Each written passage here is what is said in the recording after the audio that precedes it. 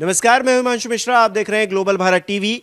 बाबा सिद्दीकी की हत्या के बाद सबसे ज्यादा नेता अगर कोई उछला, जिसका नाम उछला, जिसकी बातें उछली, वो थे बिहार के पप्पू यादव। लेकिन पप्पू यादव जिस तरह से लॉरेंस बिश्नोई गैंग के खिलाफ बोल रहे थे, लग रहा था कि बहुत कुछ कर जाएंगे। हालांकि वो कुछ कर तो नहीं पाए। अब उनकी पोल पट्टी और भी खुल गई है, और वो पोल पट्टी पुलिस नहीं खोली है। प्रकाश मेरे साथ मौजूद है। प्रकाश बताएंगे कि वो पोल पट्टी क्या है और पप्पू यादव किस तरह से अपने फायदे के लिए सिंपैथी कार्ड खेलने की कोशिश कर रहे थे। देखिए, बाबा सिद्दीकी की हत्या के बाद सबसे ज़्यादा जिस बात की चर्चा हुई, बाबा सिद्दीकी की हत्या के अलावा उससे इतर कि पप्पू यादव बदला ले लेंगे, पप्पू यादव 24 घंटे में गैंग खत्म कर देंगे।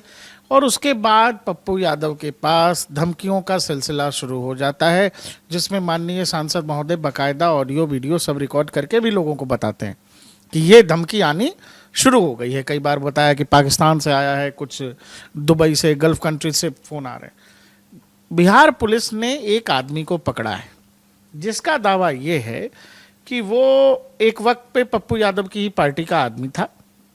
उसके लोगों ने, मतलब पप्पू यादव जी सांसद महोदय के लोगों ने उनसे संपर्क किया है कि जरा सांसद महोदय जी के नंबर पे कॉल करो और थोड़ा धमकाओ वमकाओ। ये हुआ इसीलिए क्योंकि इस पूरे मामले में वो ये चाहते थे कि सुरक्षा संबंधी जब धमकी दी जाएगी, तो आपको पता है कि पप्पू यादव लंबे समय से Z+ सिक्योरिटी की मांग कर रहे हैं।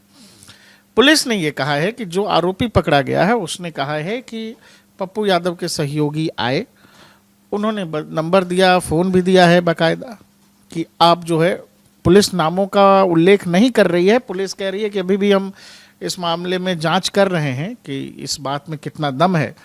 लेकिन आरोपी ये कह रहा है कि हमको फ़ोन दिया गया, नंबर दिया गया और बताया गया कि ऐसे ऐसे 2-4 दिन पर एक आध फ़ोन जो है करते रहो। और उसी दौरान उन्होंने कहा कि वो लोग बाकायदा वीडियो भी बना रहे थे। पुलिस वालों ने कहा है कि बाकायदा वीडियो रिकॉर्डिंग होती थी उसकी, और ये आरोप खुद पप्पू यादव पर लग गया। अब इस पूरे मामले को ऐसे जोड़िए, बाबा सिद्दीकी की हत्या होती है, उन पर सुरक्षा संबंधी तमाम तरह की चीज़ें होती हैं कि भाई सुरक्षा कर्मी कहाँ चले गए थे, मुंबई जैसे शहर में हो गया। और इस पूरे मामले में out of the box Pappu Yadav Bihar से चल के कूदते हैं कि कौन है लॉरेंस बिश्नोई, मैं 24 घंटे में ख़त्म कर दूंगा। और उसके बाद लॉरेंस के नाम से तरह तरह से उनको फ़ोन जाने लगते हैं, उनका दावा है, और वो बाकायदा ऑडियो वीडियो लॉन्च करने लगते हैं। अब लेकिन बिहार पुलिस ने ये नई कहानी बताई है, ऐसा आप देख लो। ऐसा लेकिन ऐसा किया क्यों उन्होंने? इसके पीछे क्या कहानी है? देखो, पुलिस अभी जांच कर रही है, लेकिन नेताओं से और क्या उम्मीद करोगे? इस देश में ऐसा तो नहीं है, बहुत सारे तौर तरीके हैं और भी नेता लोग जो अपमानाते रहते हैं। लंबे समय से पप्पू यादव इस चक्कर में हैं कि उनको Z+ मिल जाए। जैसे अभी निर्दलीय चुनाव लड़े, लंबे समय से चाहते हैं कि कांग्रेस पार्टी उनको टिकट दे, कांग्रेस ने इंडोर्स नहीं किया, पार्टी से निकाल दिए गए, तो खुद निर्दलीय लड़ गए, हालांकि जीत गए। लेकिन ये पप्पू यादव का स्टाइल है, उनकी स्टाइल ऑफ पॉलिटिक्स ऐसी है कि आप देखो, वो निर्दलीय सांसद बन के आए। पूरे देश में जब केवल बाबा सिद्दीकी के नाम की चर्चा हो रही थी, उस हत्या की चर्चा हो रही थी, पप्पू यादव ने जाने क्या सोचा कि अब नाम नेता का कैसे होगा। कहते हैं ना कि बदनाम होंगे तो क्या नाम नहीं होगा। तो पप्पू यादव को बाकायदा धमकी भी आने लगी तुरंत। पूरा मामला मुंबई से बिहार शिफ्ट हो गया। फिर उन्होंने कहा कि हम मुंबई भी पहुंच रहे हैं, देखते हैं मुंबई। अब कहाँ क्या क्यों पहुंच रहे हैं किसी को नहीं पता, लेकिन उन्होंने कहा कि हम मुंबई भी जा रहे हैं, हमको धमकी भी आ रही है। कभी ऐसी भी खबरें आई कि खुद लॉरेंस जैमर बंद करके बात करना चाह रहे हैं पप्पू यादव से। ये सब ड्रामा हो गया। अब पुलिस कह रही है कि ऐसा ऐसा। अब इस पुलिस के आरोप पर पप्पू यादव ने जवाब दे दिया है कि ये बिहार पुलिस खेल कर रही है, हत्यारों को बढ़ावा दे रही है, किसी को भी पकड़ लीजिएगा, आरोप लगवाइएगा। तो जो उसको पुलिस का जो दावा है उसमें कह रहे हैं कि जिसने भी उस आदमी के साथ जो किया है उसको पकड़िए।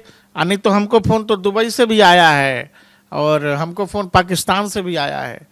तो बहुत सिंपल एक साधारण सी चीज़ होती है इंटरनेट पर वीपीएन जो है, आपका सही आईपी एड्रेस ट्रैक नहीं होने देता है। आप कोई वेबसाइट खोलते हैं, कुछ भी खोलते हैं, अपने फ़ोन में लोग आजकल वीपीएन इस्तेमाल कर रहे हैं। एजेंसियां चाहेंगी तो ट्रैक कर लेंगे, लेकिन वीपीएन कहीं और का सर्वर बता देता है। तो ये बात सबको पता है। तो पप्पू यादव कह रहे हैं कि हमको दुबई से फोन आ रहा था। अरे भाई, जो आदमी सामान्य आदमी वीपीएन का इस्तेमाल कर रहा है, तो कोई क्रिमिनल या जो इस तरह की साजिश कोई कर रहा होगा तो वो यहीं के नंबर से फोन करेगा। बिल्कुल। और नेता अपनी नेतागिरी चमकाने के लिए क्या क्या करते हैं, पप्पू यादव इसका बहुत बड़ा उदाहरण है। कोई नेता हिमाकत करता नहीं है। लॉरेंस बिश्नोई कोई आम आदमी तो है नहीं, वो एक गैंगस्टर है, और उसने अगर किसी हत्या को अंजाम दिया है या नहीं दिया है, वो विवेचना का विषय है। पहले दिन से कुछ संदिग्ध लग रहा था इस पूरे मामले में। पप्पू यादव का क्या लेना देना इस मामले में?